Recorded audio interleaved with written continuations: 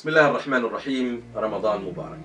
Speaking about our relationship with law enforcement and building trust with them, let me begin by saying that the fact is that in a civil society like ours, in a democracy like ours, these civil servants who represent law enforcement are people who work for us. They work for us to help us stay safe. Now, we have obligations and responsibilities to cooperate and work with them in order for them to deliver their job in the best way possible. But at the end of the day, they are there to serve the public safety of all of the communities, including ours. And so there's no reason to fear them. There's no reason to feel that they have undue power over us, because they don't. And the fact is that we need to create the bridges necessary for us to trust that they are there to do the right thing to help us keep our community safe, and that they will find us their partners in delivering the right service for our community and other communities. So when we see excess in the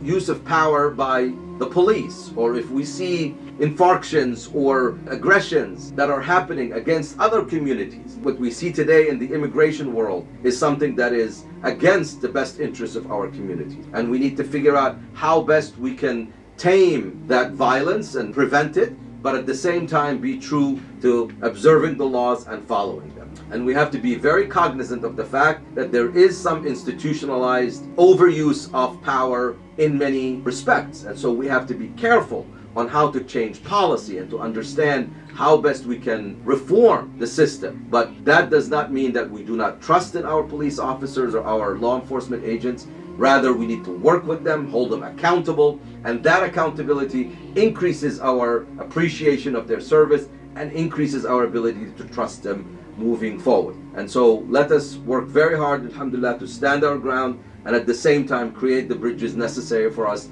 to build that trust with our law enforcement. Assalamu alaikum.